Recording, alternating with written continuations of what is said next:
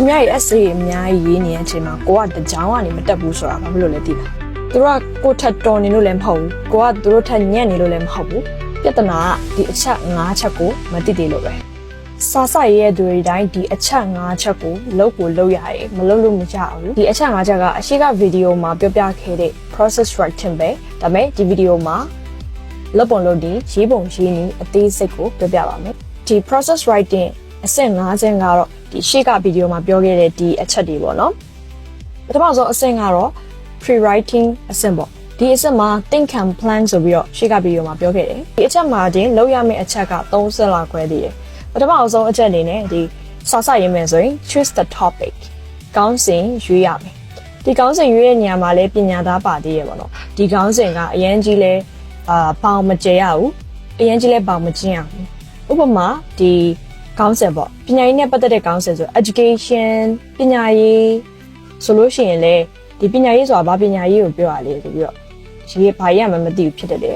ပြီးတော့ထားလိုက်ပါတော့ education နဲ့ Myanmar ဆိုလို့ရှိရင်လေဒီမြန်မာနိုင်ငံကပညာရေးဆိုရင်ဘာအကြောင်းလဲဒီကိုပိုင်အကြောင်းလား international school လားဒီ government school လားပုံမူတည်ပြီးတော့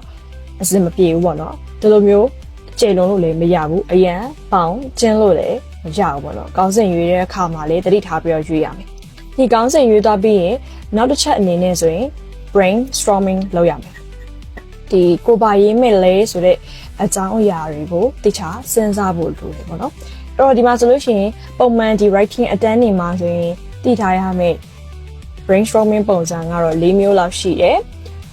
ဒါပေမဲ့စာရေးမဲ့သူတွေသိရမှာ2မျိုးရှိတယ်ပေါ့နော်ဒီပထမတစ်မျိုးကကျတော့ list ပုံစံပေါ့ဒီကိုပါရေးမလဲဆိုတာကို list လေးနဲ့ရေးတဲ့ပုံစံရှိမယ်နောက်တစ်မျိုးကကျတော့ဒီ mapping ပေါ့ဒီရေးမဲ့ခေါင်းစဉ်ကိုအလယ်မှာထားပြီးတော့ဒီမျိုးအလုံးလေးတွေပြီးနောက်မှာထွက်သွားတယ်ပုံစံပေါ့နော်ပုံစံ2မျိုးရှိမယ် list ပုံစံနဲ့ဒီ mapping ပုံစံကိုအဓိကသုံးကြတယ် brainstorming လုပ်ပြီးရင်တော့ဒီကိုစဉ်းစားထားတဲ့အချက်တွေကို planning ဒါမှမဟုတ် organizing လုပ်ရမယ်ပေါ့နော်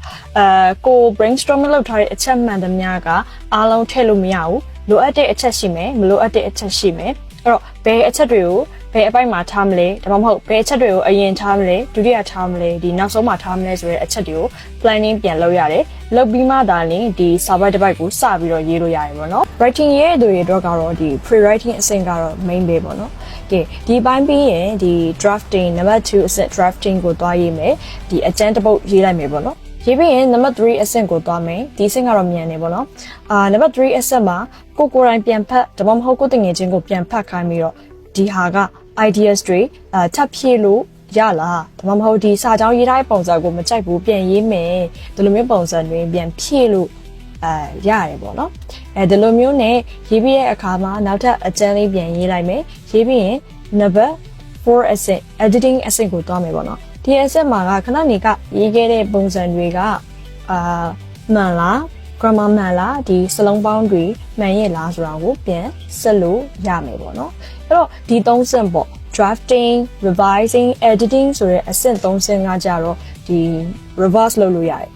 အကျဉ်းရေးလိုက်ပြီးရင် improve ပြန်လုပ်လိုက်ပြန်ရေးလိုက်ဒီလိုပုံစံနဲ့လုပ်လို့ရတယ်ပေါ့နော်အဲ့ဒီအခါမှာနောက်ဆုံးစိတ်တိုင်းကျသွားပြီဆိုရင်တော့ final writing ကိုရေးလို့ရပြီနောက်ဆုံးစာပိုက်လေးရေးလိုက်လို့ရပြီပေါ့နော်အဲ့တော့ကျောင်းသားတွေအတွက်အဓိကအဆင့်အနေနဲ့ကကြတော့ဒီအပေါ်ကအဆင့်ကအရင်အရေးကြီးရယ်ဒီ pre-writing အဆင့်ပေါ့နော် choose the topic brainstorming နဲ့ဒီ planning အဆင့်ကအရင်အရေးကြီးရယ်စာစရေးဖို့ဆိုရင်ပေါ့အကျဉ်းရေးလိုက်ပြန်လိုက်အကျဉ်းရေးလိုက်ပြန်လိုက်ဆိုတာကတချို့ဒီလေ့ကျင့်နေတဲ့အချိန်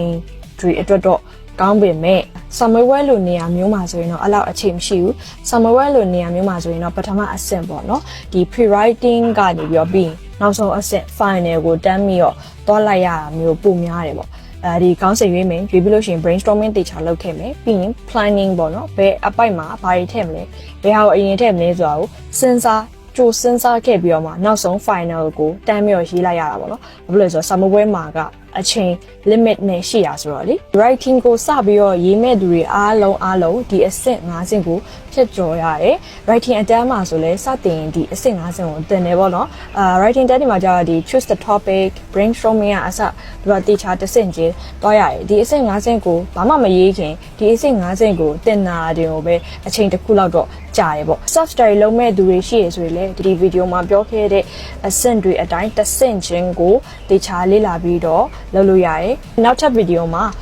writing ကို self study လေ့လာမဲ့သူတွေဘယ်လိုလေ့လာရမလဲဘာတွေလေ့လာရမလဲဆိုတာကိုပြပြပေးပါမယ်အဲ့တော့ဒီ page ကိုလည်း like and follow လုပ်ပေးပါအောင် okay bye bye thank you for your attention friends bye bye